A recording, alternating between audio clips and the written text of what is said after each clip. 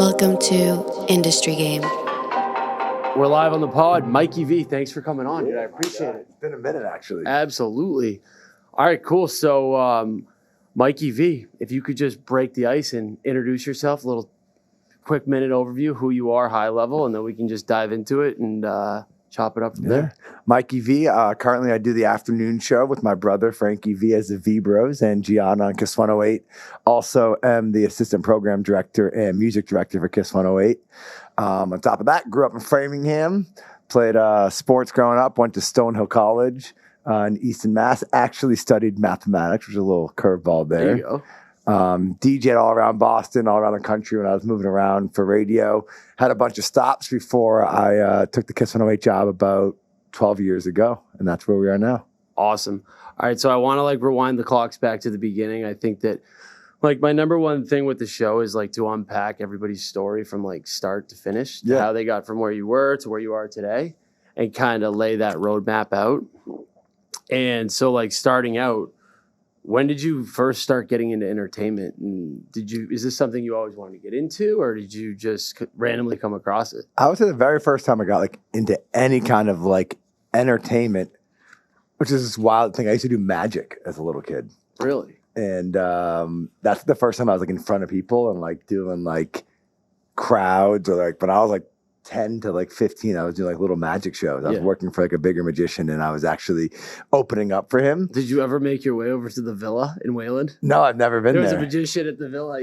Yeah. I'm surprised I haven't been there. I grew up in Framingham, which is so close to Wayland. Yeah. But yeah, that's the first time I got into entertainment, I would say. Then the way I started getting in the DJ world or the radio world, when I was 15 or 16, I decided to email every mobile DJing company, the greater Boston area. And how old were you then? 15 probably. Okay. And I was just emailing them saying, hey, I want to work. I want to learn how to DJ. And one company, R&R Productions, Rob, who has passed, RIP, but he answered my email. He's yeah, come. So I started off just setting up equipment for them. And I was the roadie for this mobile bar mitzvah DJing company. And that's where I started ever first thinking about that kind of stuff. And prior to that, you had no DJ experience, right? No. Did you have a board, or were you making? No, at that point, that's when the itch started. Yeah. And then it kind of grew from there, where I was buying CDJs and buying DJ equipment. I was learning how to actually DJ. Mm-hmm. At that point, I had no idea how to beat match. But you knew you wanted to get into it. Yeah, I just knew I liked being in front of people and being out and about and making people's day better, and DJing one way to make everybody smile. All right, so from there, walk us through high school. Are you playing sports, mainly into music, the arts? What's the vibe back then? At that point in high school, I was diehard sports. Played football at Framingham High. Okay. Took it probably too seriously for a high school football player. Fun though. Yeah, no, it was a great time. Played quarterback at Framingham. Hell yeah. And then the first time I kind of grew and I realized it could DJing could be a business. Mm-hmm. One of my best friends, he grew up with me in Framingham, the same block pretty much. But David, he was yo, we should rent out this hall in downtown Framingham. We're I want to say 18 or 19. Yes. And do an under 21 dance. Mm-hmm. So we rented out this hall in downtown Framingham called Los Compadres, and we ended up selling tickets to it. And then at that point, he was instead of us going to hire a DJ, just play these 100 songs in a row. So then I DJ'd our first dance. But that's when I realized that And did you know what you were doing prior to not this really, DJ? No. But you just plugged in and figured it out. It was just playing the songs, playing the cool songs. He actually helped me make the playlist. We sold a bunch of tickets, and for little kids, we made real money. And we're oh shoot, there's something here that's even bigger than DJing and just throwing those events. That's the first time I ever threw an event or promoted anything like that. All right, so what's the next step from there? So you get some success at the first event. Yeah, so then at that point, my brother was in radio. Yep. I've always seen the radio world, but I was kind of doing the DJing in the event world. Mm-hmm. That grew. In high school, I interned at Magic 106.7, which is a soft rock station here in the greater Boston area. I would literally drive and intern the morning show at 4 a.m. Mm-hmm. So I would help out their morning show. It's the exciting one Mike Adams was on then. And I would be done there 8 or 9, go to high school, do high school at Framingham High, and then I would drive back to Boston and intern in promotions. So I was kind of learning both then. So that's when I first started getting into being in a radio station, I was like, oh wow, there's like a lot here. At that point, I'm a senior in high school, so I'm still a young kid. And then, I mean, it evolves pretty crazy from there, right? Yeah, well, I think that something I want to touch on is like putting yourself out there, especially at an early age. And I think that like people like wonder, how do you even get to a position in radio or DJing and this stuff like that? And I think that like what I want to kind of give you some credit for is that like you were up at 4 a.m. at senior year of high school, going to hustle something that I don't know what kind of money they were paying you, but like you saw unpaid internships, but like I think that there's something to be said about that, because I think that a lot of people look at someone like you and just assume that like you just fell into this place. Can you rewind the clocks back to like your childhood growing up and like your financial situation as a kid? And like what kind of put this level of ambition on you, and what drove you to kind of be the person at senior year to pop up at 4 a.m. and hustle down to the radio station before school? Yeah, I grew up very fortunate where my family had a lot of love. My mom was like the best human in the entire world, and like she was working 3 jobs. You know, we didn't even know that she was working overnights, but she was doing everything to make every day-to-day life feel good. So I was full of love growing up. Definitely did not have any money. Was I living on the streets? No, but my family filed bankruptcy when I was like 15 or 16 years old. So, you know, money never was a thing. But at that age, I never realized that we were like down and out, because my mom and my dad gave me so much love, and that's how it grew. But I think that's something that made me who I am, right? So like being in bankruptcy and knowing that my family can get through that, I think I've taken a lot of risks in my life that the average person wouldn't take, because what's the worst case? I go upside down. Right. I was still happy when I had no money, or I had nothing to even do, or couldn't pay a bill. And then the flip side, the love my mom gave me, like, taught me how to treat others. Yeah, and I think that helped me make a network. So like those two things probably make me who I am today, because I wouldn't be treating people the way I was if it wasn't for my mom, and I wouldn't be so okay to take a risk if I didn't already have rock bottom. 100%. All right, so fast forward senior year, you're hustling the radio station before school, then you go to college, and then like, what's your next move to get into radio? Yeah, so and DJing. Just walk us through that whole process. So my brother had started his career at a radio station in New Bedford, Mass, called the Fun 107. So when I got into college, I went to Stonehill College. I started doing like the weekend shifts there. So I was doing like Saturday and Sundays at Fun 107, but then I started DJing. Like I got really known at Stonehill for DJing like the campus parties. Hell yeah! So I would go like dorm to dorm and charge them like $50, and then I would show up with like DJ equipment and set up and make a little bit of money, and I would DJ. So I started DJing parties there, and then at the same time doing like weekend and fill at a radio station in New Bedford, Mass. And then that grew to like me like getting party buses and bringing them into the city, and then now I'm DJing in the city, but I'm bringing 30 kids from Stonehill College with me. Now the clubs in Boston start liking you. And then so I was just doing those simultaneously. So I was very dedicated. I was definitely in high school known as a kid that was like, oh man, you're never around. You're never like hanging out with the bros. You were working. I was always on the radio on Saturday and Sunday. So I never had like that downtime hanging out. And I remember like I would rush out of my Saturday night like radio shift to get back to campus on time to be able to make it into like the school dance, because they had to be there by 11 or whatever. But for me, that was a highlight. Like I loved doing that. I loved always being on the go. I loved being on the radio. And then I was the guy throwing the party. So it was like a win at that point. So when you're on the radio, when was like the first moment where you felt like, all right, this is real. Like I'm on radio. Like when was at what age did you start actually broadcasting and like? Yeah. So it was definitely real at that point that you're on a legitimate radio station. But still at that point, I wasn't like, oh, radio's my career, my end-all be-all. I was still studying mathematics at Stonehill College and monitoring and marketing.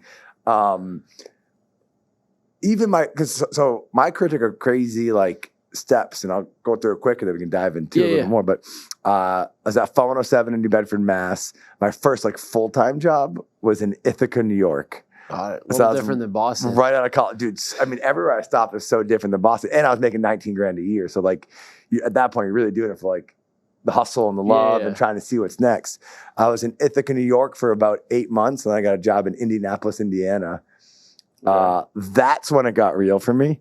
So like when I went to Indianapolis, I got out there, I really started building a brand. I met amazing people. I was working at a good sized radio station at that point. I was there for a year and a half, which we should definitely dive into, but probably like one of the best years and a half of my life, which I never thought it would be. In Indiana. Yeah, when I moved my senior year at Stonehill, we went to like spring break in Cancun. We met these girls from Indiana, and I remember telling my buddies. Shout out to Cancun, right? Yeah, dude. Fuck. Times of my My brother life. and I were just talking about Cancun the other day. What a wild time. But I remember meeting these girls from Indiana and being like, dude, if I ever live in Indiana, like kill me. Because like being from Boston, you're like, what the hell? Like where? I didn't know Indiana was. It's the middle of the country somewhere. So I ended up taking my second job in Indianapolis, Indiana.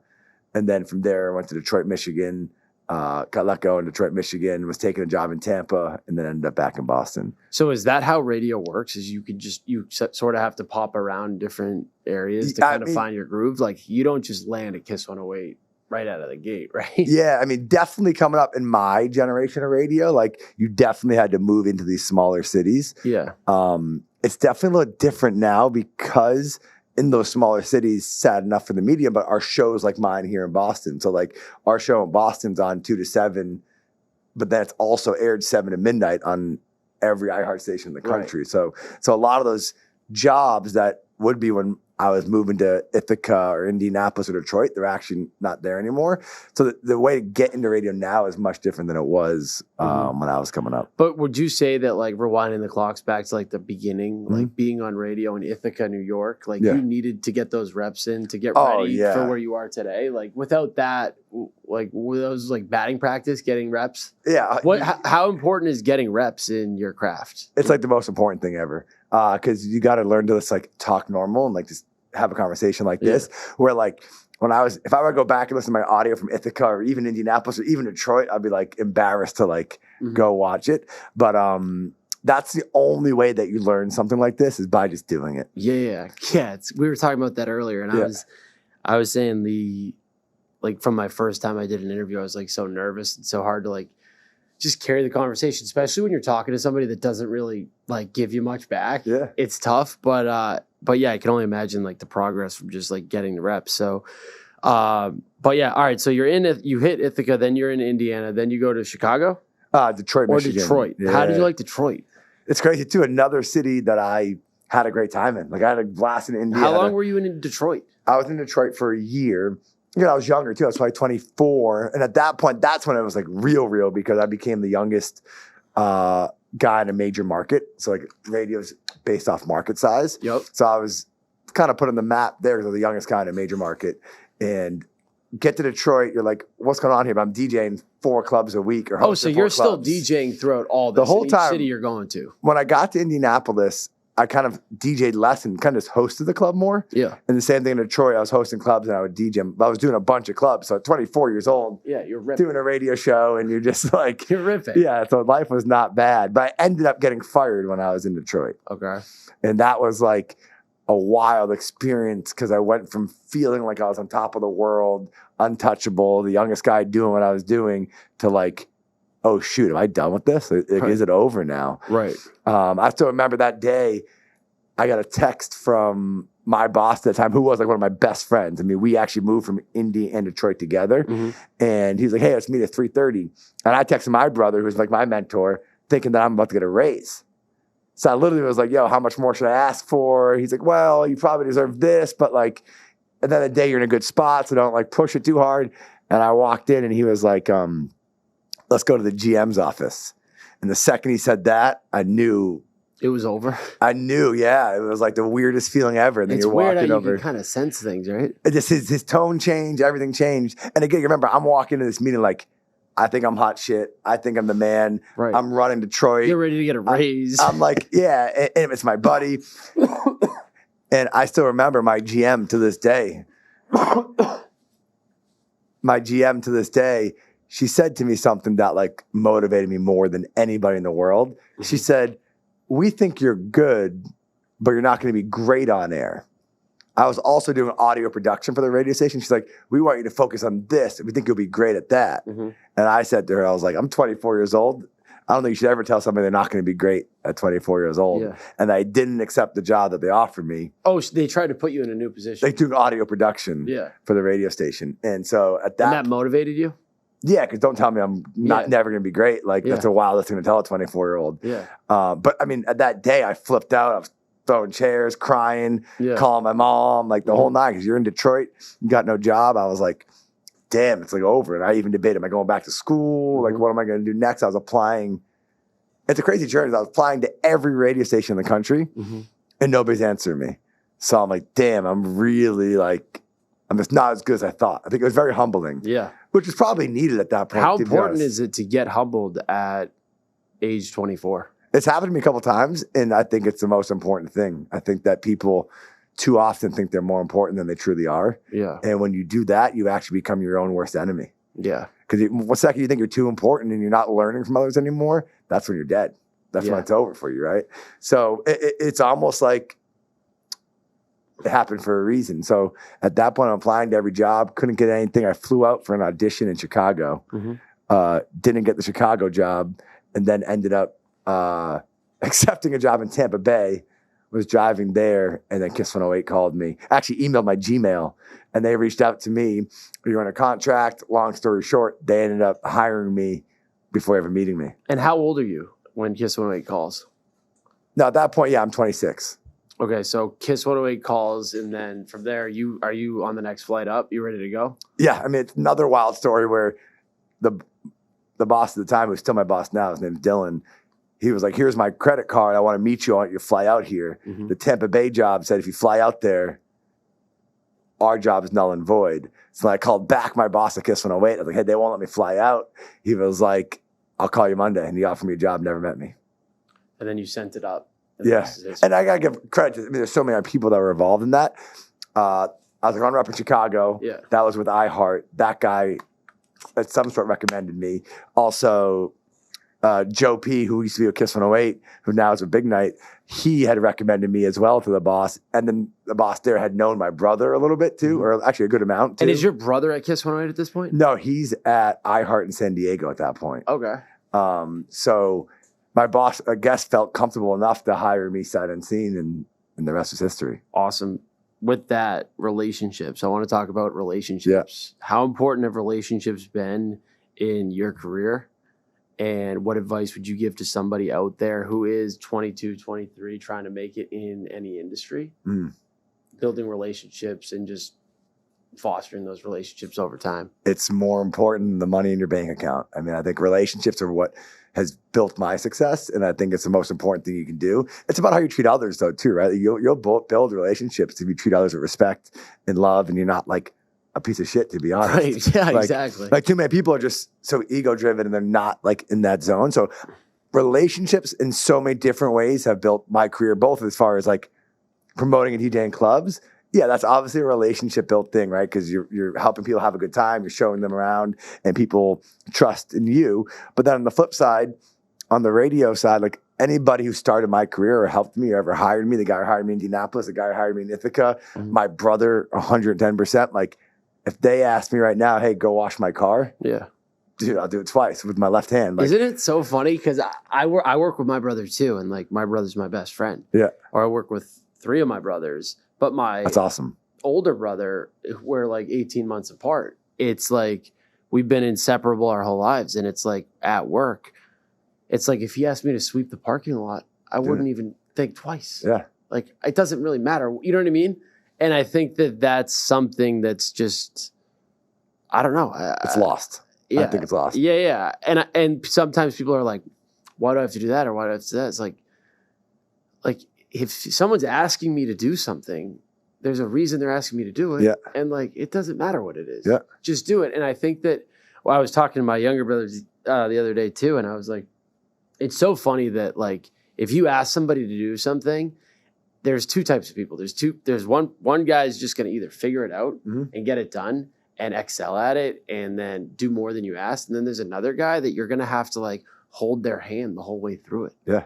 And I had to do that the other day. And I was like, yo, like it requires like such little skills to just be like a man of your word, do as you're told, but like excel at what it is. Yeah.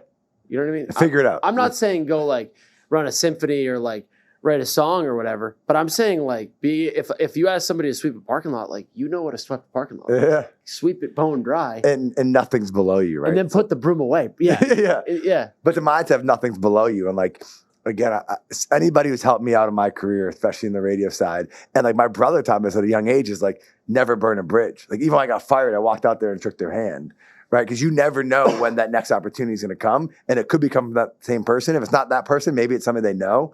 And never burning a bridge is like one of the best skills you can possibly have. That's the best advice I've ever received. My grandfather told me that. He's like, dude, if I give you one piece of advice, don't burn a bridge, because you never know when you might need to go back over that. But also, like, if you burn a bridge, the only person you're hurting is yourself. Yep. So that's definitely some advice that I give somebody who's building a network. And it's also like one thing that got me into nightlife and got me into entertainment is like I realized at a young age too that like I realized that feeling special was more valuable than even money. Mm-hmm. And I kind of realized that because my dad was like a toll collector in the Mass Pike. So I get my license, I'm 16, 17 years old. And my dad's like, oh, go to exit 13 and go to the guy 3 doors over. He won't charge you. So I'm driving through, we go through there. All my buddies like, you're the man. You didn't pay for a toll. Like, and everybody's so excited in the car. And you're like, you wouldn't even be that excited if I gave you $1.25, but you're excited because you feel special. Right. And then that translates into everything else. Like think about nightlife. Like people want to get on the guest list, and I can get you into the Grand for free. You know, you're going to be more thankful for me than if I handed you $10. 100%. So it's like that that feeling of like excitement or feeling special is priceless. That's the value. And if you can give somebody that feeling, then you always have them in your network and you'll be making a lot of money. Yeah. Yeah, no, it's so funny because when you go out to a place you go to all the time, whether it's a restaurant or whatever, right? Yeah. If you just say hello and thank you to like as many people are working or serving you as possible, and every time you come in there, it's just like they just are constantly checking on you. Yeah. So it's like you're just being friendly and doing the right thing. And then the next week when you go in there with a group of people, they're all sitting down. They're like, how do all these people know you? You must be the mayor around here. Yeah. It's like, no, I'm just being a good person. And I think that that's a lost art too. Being a good person is one of the best things you can do. You know what I mean, though? Like it's not rocket science to get plugged in at a restaurant. Yeah. Just be a good person. Make small talk with people on your way in and be a good person. And then on the flip side, that server, you know, if they make you feel special, you're more likely to come back and bring more people. So it's a win. It's a handshake. It's a win on both sides. I went into, my buddy and I went and got sushi a couple weeks ago at this spot I go to all the time. And like, I was waiting for my buddy and there's a liquor store right next door. And I heard this somewhere where it's like, just next time you go to a restaurant, just bring a pack of beer into the bathroom or to the bar, to the chefs or whatever. Cause like I've worked in restaurants, like at the end of the shift, these guys are cleaning up, like they want to have a cold beer. Yeah. So I brought them like a 24 pack of beers, put it behind, I walked right in. At a sushi spot? At the sushi spot, brought it right back in there. The host was hype. The owner was hype. The chefs were hype. And it was like, and then all of a sudden I just got this platter of sushi. Yeah. It was like chef special. Yeah. And I didn't like bring them the beers for the sushi, but it was like I just brought them beers, made their night, and everyone in the restaurant loved it. And that made me feel like $1 million. Yeah. So like the cost of the trade-off was like nothing, but I was like, and then I ended up getting all this free sushi. It goes way more than $25 worth of sushi. It goes back to that person in the back, that chef, even though the beer cost you $30, say that was more valuable to them than $30.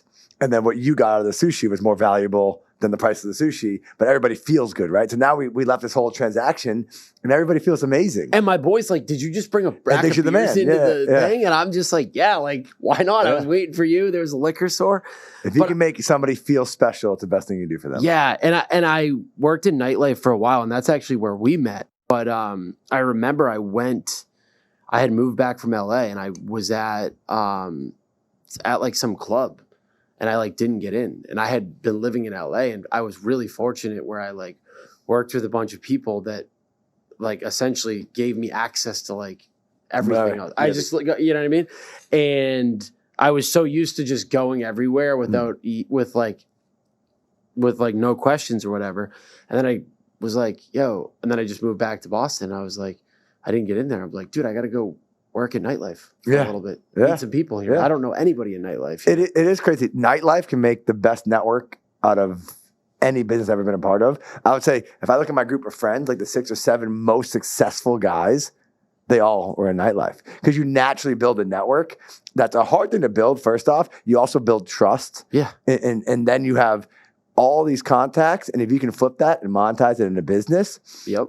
And the best thing is the network that you make through nightlife isn't like, there's no like, in the back of my mind when I was working in nightlife, I never was like, oh, I'm going to take advantage of this network. Yeah, like there's no alternative motive. You're just having fun. Alternative motive. I was just having a good time, just partying, showing others a good time. Yeah. And all of a sudden, like now you have this great group of friends, everybody's business mind. Yep. And now you guys explode together. But my group of friends, they all were promoters at some point or, you know, bartenders, bouncers, but now they're running businesses. Now they're making real money. And now we're all still friends.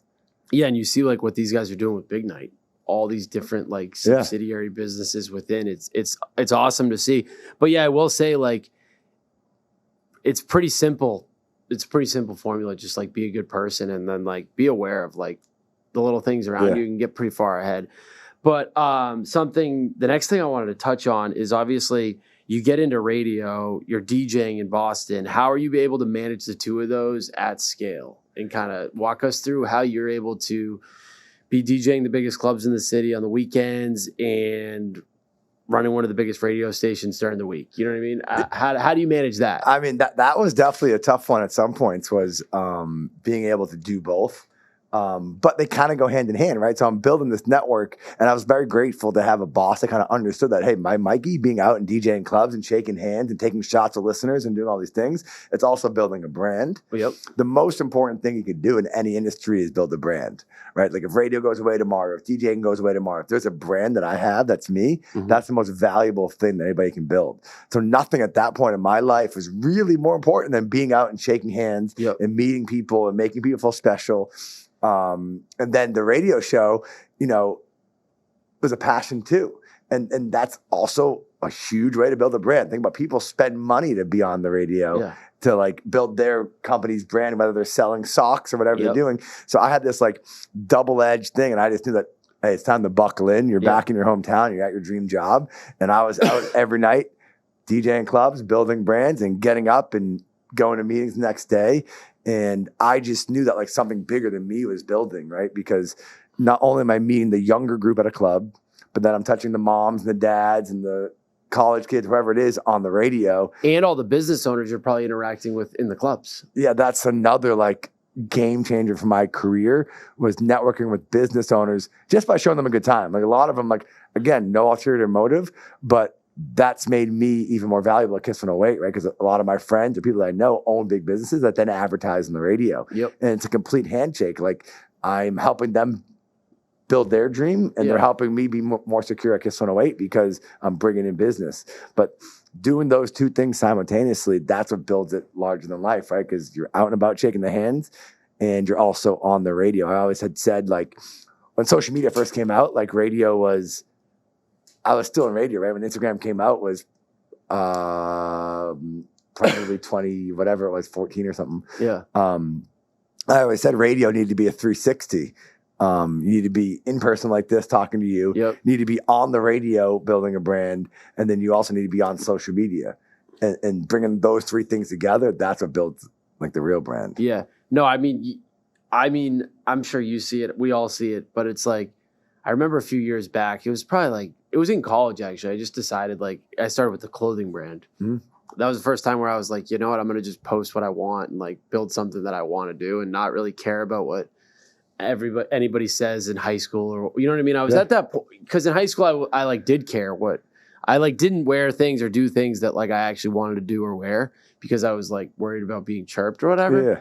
And then I think that, like, I started to do my thing, and the more I did my thing, the more, like, freedom it gave me, like, internally to just, like, not really give a fuck what anybody else was thinking.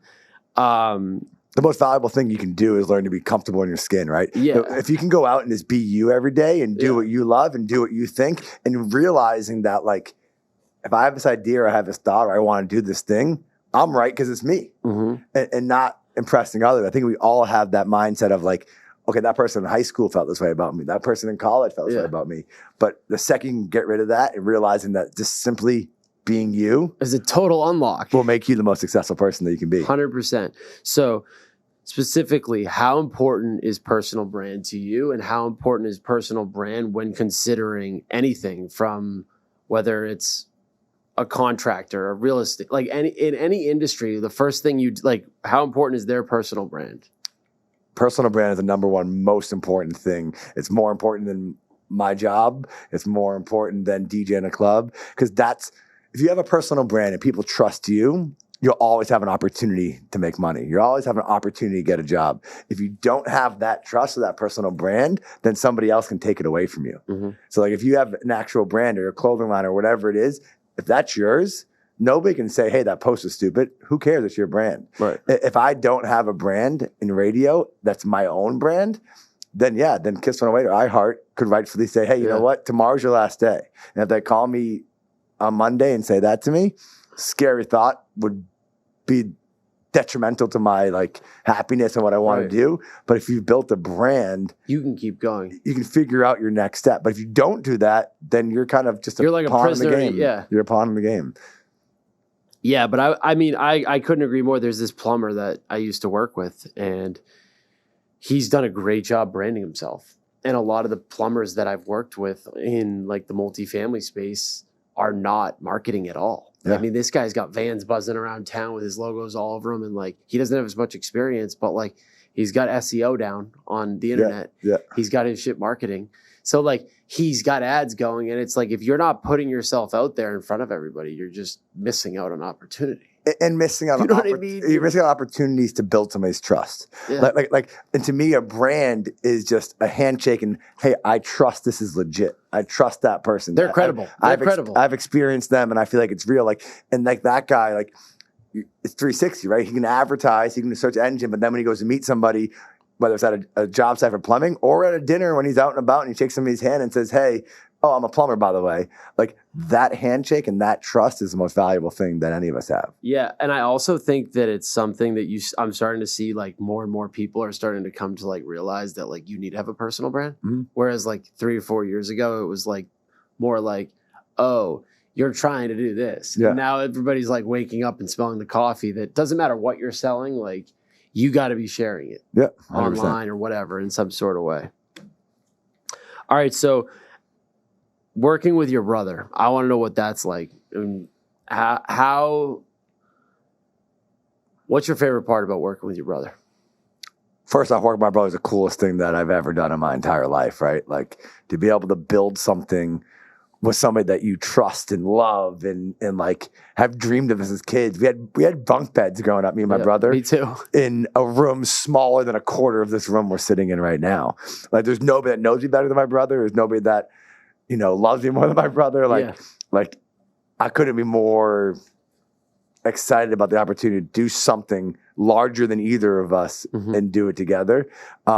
It's funny because, we both have such a busy life, and he's probably even more busy than I am sometimes, but we joke around but work is just like goofing off with like your brother for 5 hours. Like what's better than that? Like our best part of our day someday is just us doing the show together. And that is something that we don't take for granted ever, because not a lot of people can say the best part of their day was their job. Right. And we can say that majority of the time. And like, we'll never take that for granted. We'll never forget how special that is, how unique that is. But there's nothing in life that's better than working with your brother, dude. I'll start crying about it because I'm with you. Who gets the opportunity to do that? It's just such a crazy thing. No, it's wild. I mean, I just interviewed George Sarkis. It was the same thing. He works with his brother. Yeah. And then it's like, and then you work with your brother and I work with my brothers and sister. And it's like, dude, it's so fun because it's just like you have each other's back. And it's so funny because you can have the wildest day. You could be butting heads on one at 9 a.m. and then you could be best friends at 10 a.m. You know what I mean? It's just like, it's not that deep. But that's also something that's key to it. I think a lot of times in radio or media or content or any business, actually, if you're working with somebody, eventually at some point you're going to be like, you're annoying me, or like just like, you're bothering me, or I don't like that decision, or we're gonna like argue, no matter what it is. But when you're doing it with your brother, those little annoyance or that argument, an hour later, you're like, still like, hey, what up? We're going to mom's house. Right. Like, it's like completely okay. Right. And it makes it actually a better partnership because you don't feel uncomfortable saying what you feel. Yeah, like, I can tell him anything. Or if I'm having a bad day, or if he's having a bad day, like, I already know going into that show that like I'm picking it up for him. Yeah. And he's gonna pick it up for me. And like, or if you see him having a bad day, like you could just be like, at the end of the day, like, how you doing? Everything all right? yeah. You know what I mean? I'm not going to do that to I will do it to a stranger, but not as often. You know when your brother's down. And you also like wouldn't challenge a stranger quite as much. Where like, I feel very confident. If I have an opinion about something, I could argue with him for 2 hours about it. Right. And we're still fine. Right. But if you have an actual partner that's not your family, like, you might be like, damn, if I push this point too hard, are they going to go jump ship and go do another show? Are they going to go start another business without me? When it's your brother, they have your back. Yeah, like they're not going anywhere. It's awesome. No, do you have any other siblings? I have a sister who's a year older. So my brother's actually 8.5 years older than me, which is crazy because people think we're twins. And then my sister's a year older than him. She lives in Florida. She's like a detective. She has kids, that's dope. A niece and a nephew. Yeah, she's badass too. That's not in radio. It's kind of fun. We're like radio and club guys, and she's a detective. But yeah. No, that's wild. I just saw the craziest movie last night. Have you seen? It's called not Replay. Yeah, Replay. I don't think so. Relay. What's it about? Dude, you gotta watch it. Fucking crazy movie. I watched it last night. It's about this guy who's like a relay agent, where he like is like the middleman between like this. It's like an FBI call center. Yeah. And this guy's like the middleman, where he like relays the message from like. So this lady had a lead and then gives it off to the. But it's a wild movie. Relay. One of the best movies I've seen in a while. So you gotta check that one out. But all right, so you're working with your brother. I want to know how do you manage a day at work, and how do you stay on point on air when you're having a bad day? Because it's not easy to just be live on radio with millions of people listening to you and have a bad day. How does that work? That's probably one of the hardest things, even harder for me when I was younger and I like didn't have as many reps as you were saying earlier, because it is true. Like we, or any radio person or even content creator, or anybody in media, you're somebody else's escape of their bad day. Yeah, exactly. And so like you want to always be that, but also like what makes radio friggin' amazing is you can be real. I can go on the radio and be like, I've had a tough day because X, Y, and Z. Me and Frankie can talk about as and brothers. It gives you something to talk about. You relate to it because you talk to your sister or your brother that way. And then people can call in and say like, dude, don't worry about that because boom. Right. So like changes your perspective. When I realized that like really the radio show is like my safe place.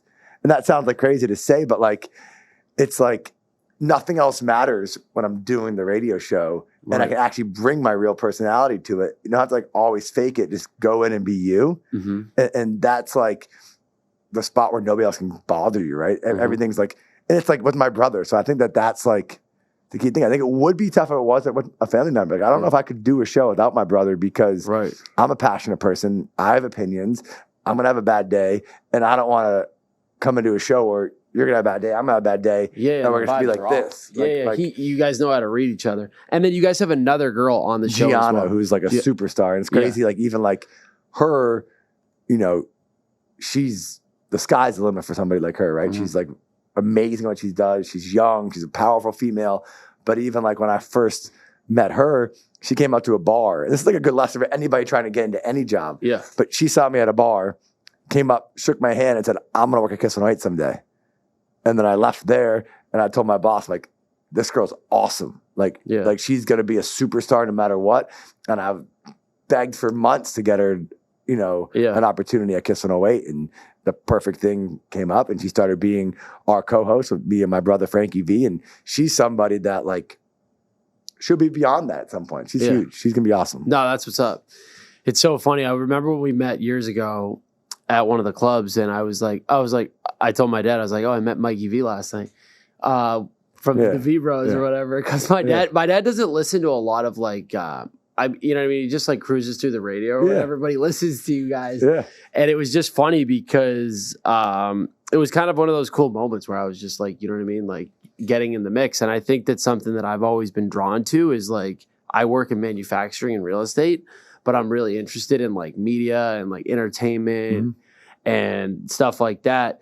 So I think that that's something that I also wanted to touch on, like how important has like the entertainment world, like what has that given you in terms of perspective on life and like working in entertainment and performing in front of crowds? Like what's your favorite part of all that?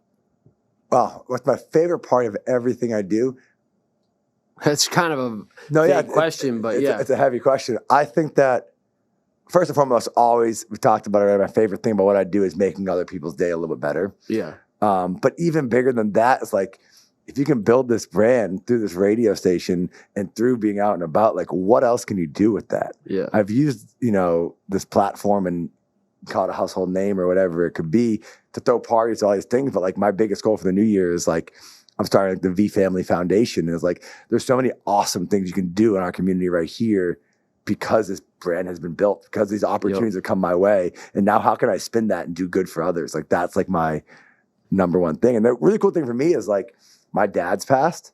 He got to see me get the job here and all that stuff. But like me and my brother every day are screaming his legacy on the biggest radio station in Boston. Like, what can feel better in your heart than knowing that your dad's name, because Vincey's his last name. Yeah, it's a Vibro show. On. It's like, it's becoming a household name. And without him, none of that's possible. So like, it's an emotional thing for us because it's all about family. We're building our dad's brand and name. It's really, he's our originator. And then we have our mom on every Monday for Mikey V Mondays. Hell like nothing feels better than like if I'm out at dinner with my mom, we take her all the time. Yeah. And somebody's like, oh my God, Mikey V? Yeah, there you go. Like people can say hi to me or whatever. And that's like cool. But like seeing the smile on my mom's face in those moments. It's all, that's the most valuable thing. Yeah. She never had the opportunity to like have that feeling and she'd be like, oh, not me. No. No, they're talking about you. Like to give your parent that moment in life or that feeling, that little ecstasy kick,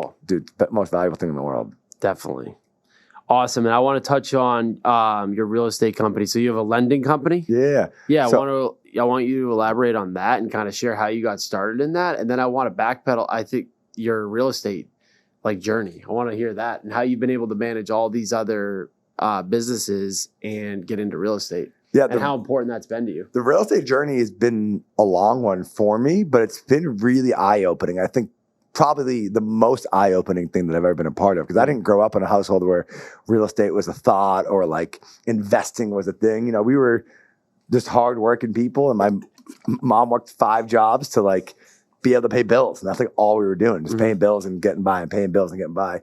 When I was in Indianapolis, I had met a guy that was like spending a ton of money at the clubs. He was always buying tables. He was just divorced. And he literally was like, hey, if you bring girls around, I'll pay for everything. And I was like, well, I'm making $30,000 a year, but I'm 24 and I know a bunch of chicks in Indianapolis. Yeah, ready to I'm go. like, this sounds great. We're going out. Yeah. Yeah. So we ended up hanging out a bunch. And when I got the job in Detroit, I asked him, hey, can I take you to dinner? Yeah. And he was like, yeah, why? But yeah. Take him to dinner. I don't know what this guy did. I don't know if he sold drugs or like, I had no idea. This guy was buying everything. You never know. And he was like, oh, I'm a real estate developer and an agent. I'm like, well, what makes you good at that? And he was just like, I just know everybody. I know where the deals come in. This meant nothing to me at the moment because I didn't really understand how it worked. I know the deals come in. I know all the people who work, and I know everybody in the city. And he's like, you'd be good at it because you kind of know a lot of people. So I moved to Detroit. I had texted him every Monday for probably 4 to 6 weeks. I was like, yo, flip a house with me, flip a house with me, flip a house with me. And he basically was like, if you stop texting me, I'll flip a house with you. Yeah. So we flipped in one house together in Indy. They're cheap, or relatively cheap. It's kind of a rude thing to say, but and I think I put the down payment. I think my $11,000 became $19,000 or whatever it was, like 3 months. And I was like, what? That's a third of my income I just made. Let's get another one going.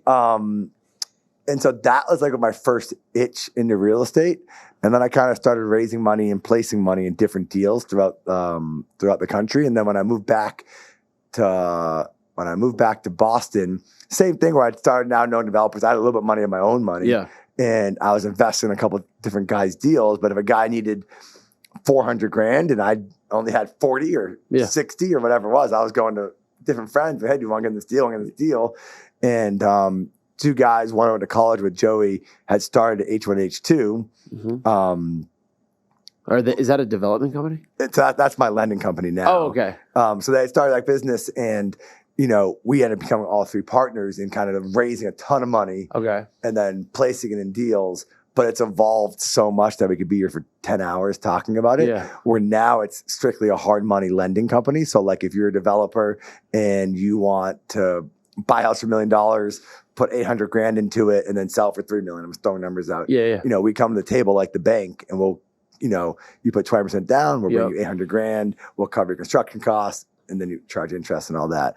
And so that's evolved into like a full lending company. We have, many different employees, people that work there. And it's a wild game, that real estate game. It is crazy. I mean, I've had some of the worst losses in my entire life in real estate. I mean, lost millions of dollars in deals, and I've made millions of dollars in deals. But it's definitely become a fun game. Yeah, and it's just like it's still like the network from nightlife, and it's still like learning how to run a business. Like it's been an awesome and stressful ride, but it's made me better at radio because I have this other source of income that like.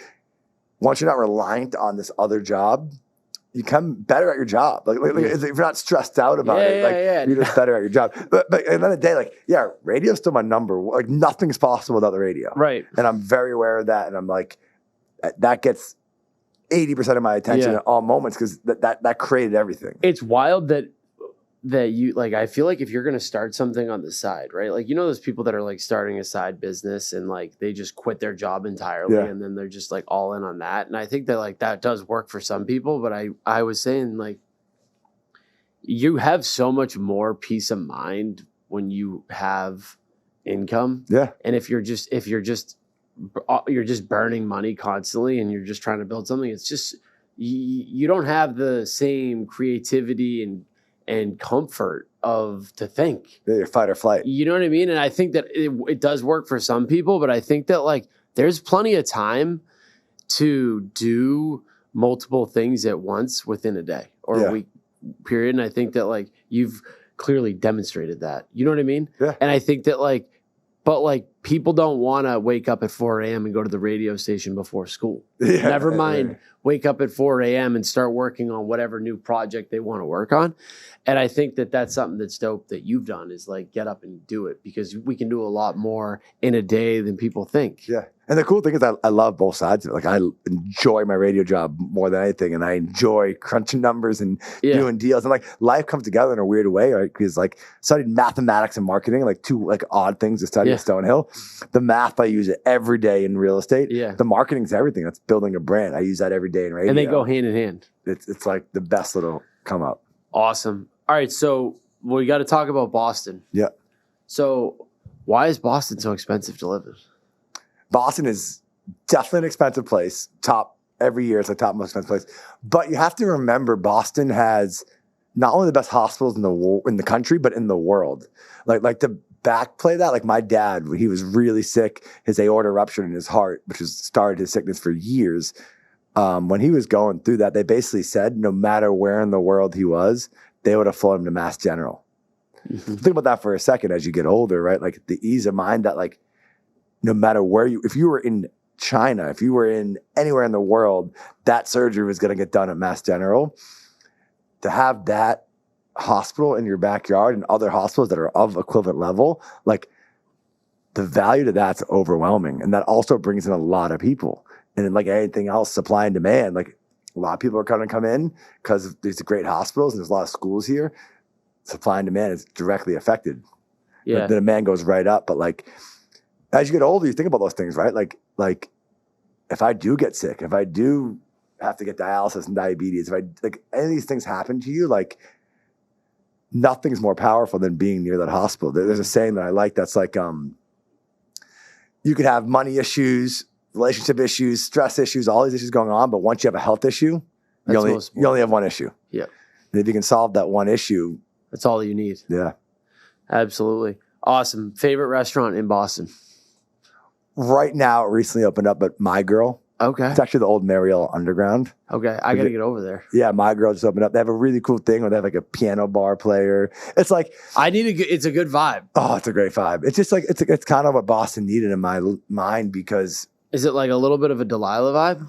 A little bit, yeah. Just like bouncy. There's energy, but it's never like a big club in your face. For as you get older, like that's like the way to go. Yeah, so I got to get over there. My favorite thing about living in LA, and I've spent a ton of time in New York the past few years, is like I love a good lounge / like, you know what I mean? It's got like a little jazz music, but also just like the vibe. You know what I mean? That's exactly what it is. You can still talk, but there's still energy. You can sit there for like 2 hours, have drinks, have a good dinner, and just catch a vibe. Yeah. So I got to check that spot out.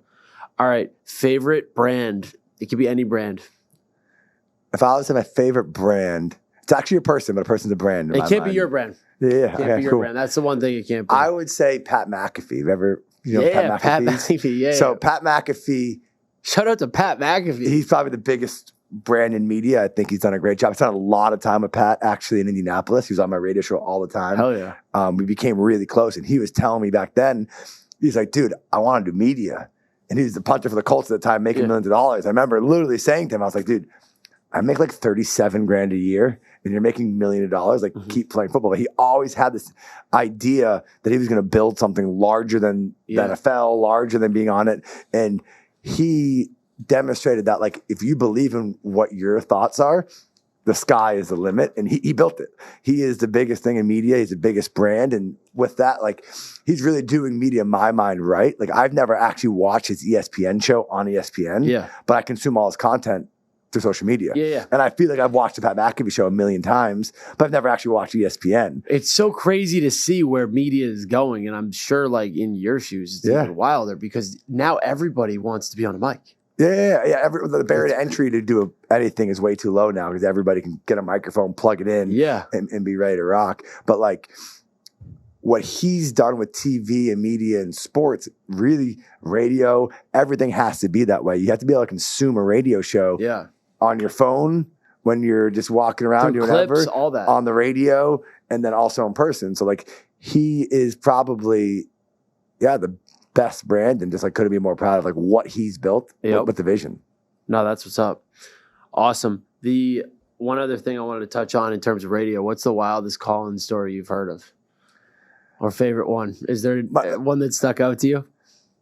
My favorite, call-in story, we have a bunch of like those crazy like drama stories. A couple of them have gone like viral about people spending like college funds to do crazy things. But like one of the craziest moments ever on air was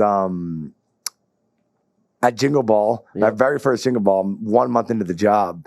I'm on stage introducing an artist, come off, my boss is like, meet me in the Bruins locker room. I'm like, oh man, I'm getting fired already. I've been here for a month. Right. And they said, oh, Miley Cyrus isn't going to make it to the show. And she was your performer. Yeah, she was like one of them at Jingle Ball. And they're like, you need to go to the radio station now. She's going to call in and you got to interview her on the radio to explain why she's not going to make it. So like that was a wildest experience in my life. Wild curveball. Yeah, because even like an interview of that magnitude of Miley is a big interview. Yeah. But then to do it, but to be able to have to portray why she's not coming to the Jingle Ball, and you're already like out of your element, right? Like you're here and then you're there, and then talking to her while she's on a plane that's not taking off in New York and couldn't make it to Boston, and having that be a moment live on the radio with Miley Cyrus. That was like, you're like at that point, you're just reacting. How important is it to jump when like opportunity comes like that? You have to always be ready, right? Like you can never turn down an opportunity. Like, to be prepared is one of the hardest things, but you never know when it's going to pay off. And if you are prepared and those opportunities come up, you got to go. You got to go and you got to be ready to do it. But that can propel you to the next level 100%. Because you were mentally you were probably so hyped to go there. Oh too. Yeah. Like talk about a high. There's no drink or drug that can make you feel better than being like, dude. Yeah, I just pulled that off. Yeah, you just pulled that off. Cool. 100%. Awesome. All right. So I got some rapid fire questions for you. Yeah. All right. So it's this or that. So we're going to start with dinner with these guests. All right. Okay. Tom Brady or Michael Jordan? We're in Boston. I have to say Tom Brady. Rick Rubin or Dr. Dre? Dr. Dre, because Dr. Dre not only was, and Rick Rubin's done plenty of amazing stuff, but Dr. Dre not only was an amazing producer, rapper, but built Beats by Dre, which is like one of the biggest brands ever. Wild. And then he sold that, and that's where he made like his like big boy money. Yep. All right. I'm adding one. Dr. Dre or Jimmy Iovine? Still Dr. Dre. Okay. Because Beats by Dre. But Jimmy Iovine's also a legend. Yeah. Snoop Dogg or Jonah Hill? Ooh, that's a tough one. Probably Snoop Dogg. I've DJ'd for him a bunch. He's cool. He's a cool dude. Yeah. Hell yeah. And he's like, he has a longevity. Man, but longevity of brand's the hardest thing you can do in the world. He's got a great now. brand. He just performed. It was at halftime on Christmas, I think. It might be the best performance I've seen, like, of the year. Dude, and then he's doing the Olympics too. He did everything. He's everywhere. Brand longevity. It's one of the hardest things you can like focus on, but Snoop Dogg has done it. Absolutely. LeBron James or Bobby Orr? Again, it's a tough one. Being from Boston, you have to say Bobby Orr. Yep.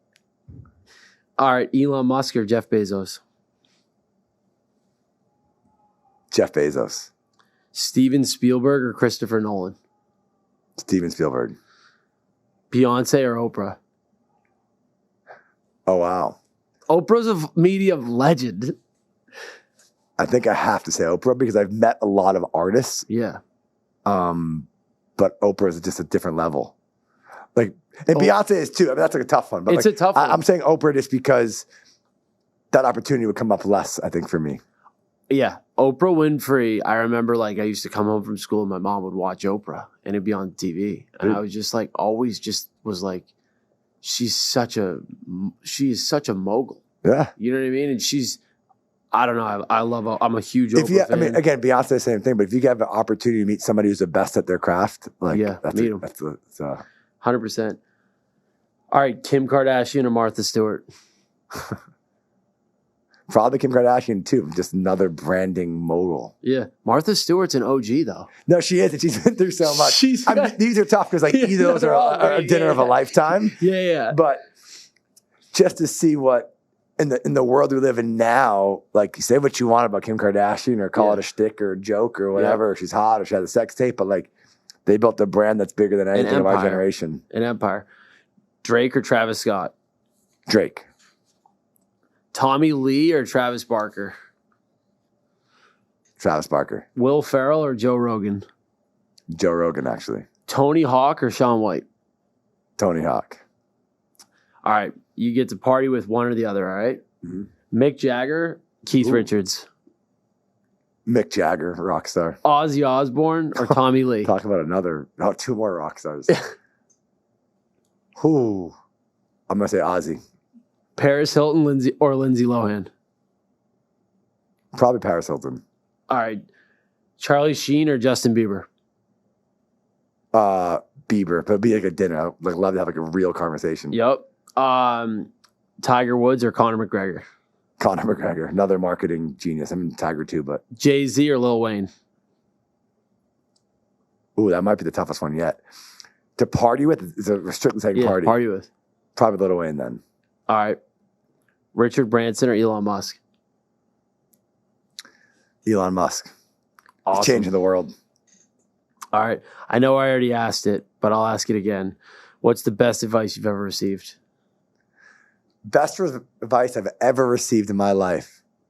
I can think of two things. One is from my mom. I grew up in a house where my mom was Jewish, my dad was Catholic. Mm-hmm. And my mom at like 8 years old or 7 years old said to me, I don't care what you are, just be a good person. That has stuck with me my entire life. Oh, yeah. And I feel like I have to owe my brand and my network and everything that I have to that one thought of just being a good person. Because that's just built everything for me, right? Just simply treating people well. Also, my brother gave me advice when I thought I was a hot shot doing all these clubs and doing all this stuff. He's like, you're not as important as you think. Yeah.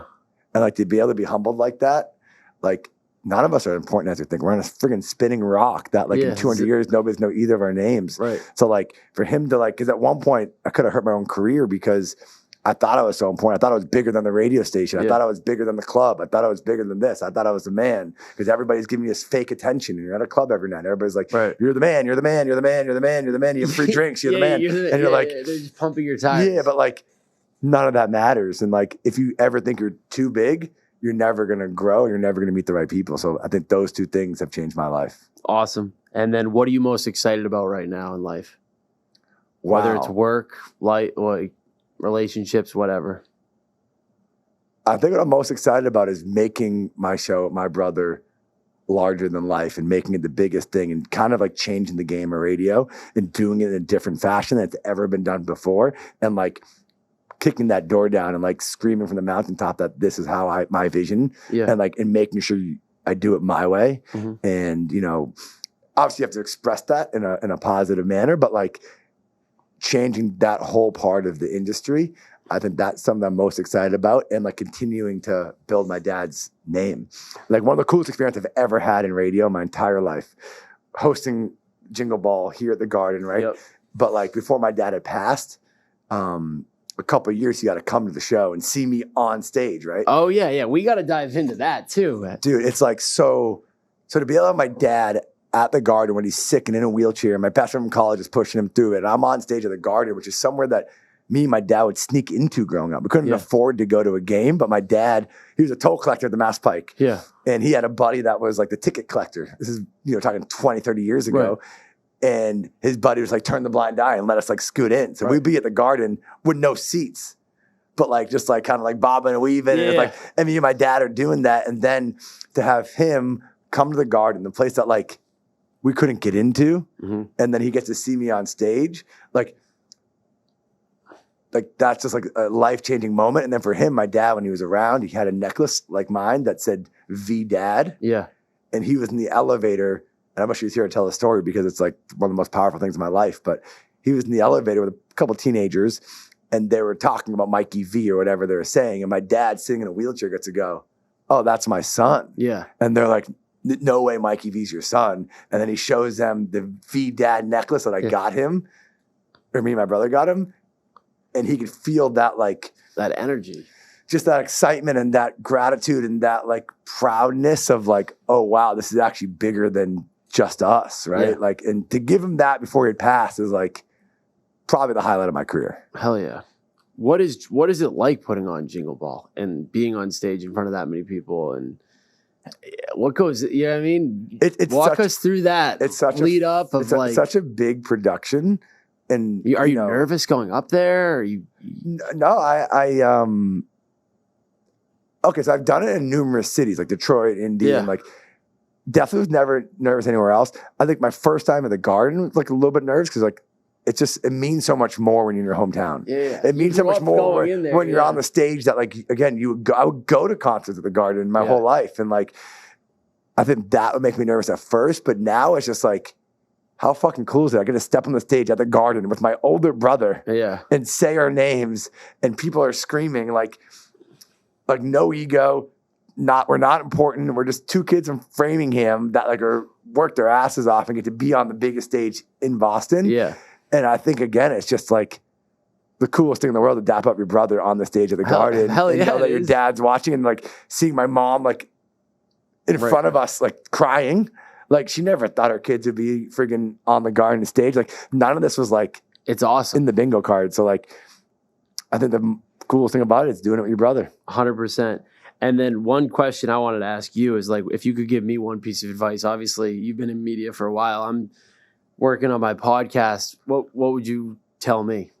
In the media world? Yeah, just starting my podcast, trying to keep it moving. Like, what's one piece of advice you'd recommend to somebody? I think it's a advice that I'm still working on, but like learn every side of the trade. And I think that works for whether you're in media, whether you're a plumber, you're an electrician, whether you're building houses, learn everything. My brother even told me that years ago when I was getting into radio. I was like, what else should I do? He's like, learn production, learn this. And I think right now more than ever, learning video editing, learning every part of it, audio production, like really knowing your stuff is like the most valuable thing you can do, because nobody's going to make your podcast better than you're going to make your podcast. Nobody's going to make your clips better than you're going to make your clips. Nobody's going to care more than you're going to care. Everybody else is punching a time card. Yeah. And they're paying me to do this clip. They're paying me to do that. But if you can do it yourself, I'm not saying do it all yourself, because then it becomes time management, the value of a dollar and the value of time, but know how to do it. So when you want that clip to come out at 7, it's out at 7. It's out at 7 because their edit's not done yet, but you can hop in the trenches and just knock it out. Right. And not a lot of people want to be on this side of it. But like, again, for radio, like majority of my career was in a studio by myself editing audio. Like at one point I was the audio production guy, we call it imaging director for Kiss 108 and Jam 94.5. And being able to do those things probably got me my on-air job. I definitely would not have never gotten the on-air job. If you weren't prepared on the back end. If I wasn't prepared to do both of them. Because when I first got a job at Kiss 108, the night guy, Jackson Blue, is a legendary night guy in Boston. He had left. First on-air opening in Boston in 18 years. And then the Spanky, who was doing the audio production, he had left. Mm-hmm. So then they could go, oh, this guy Mike or Mikey can do both those jobs? No brainer. Yeah. So the more you can do, the better. More valuable for sure. Awesome. I appreciate you coming on, Mikey. Where can everybody find you? Instagram, Mikey V on air, Mikey V on air. Or most importantly, every afternoon, 2 to 7 on Kiss 108 in Boston. Hell yeah. Come hang out. Dude, hell yeah. Thank you. Yeah. This is fucking dope. I appreciate you coming on for sure. 100%. Thank you, man. That was awesome. Dude, that was great.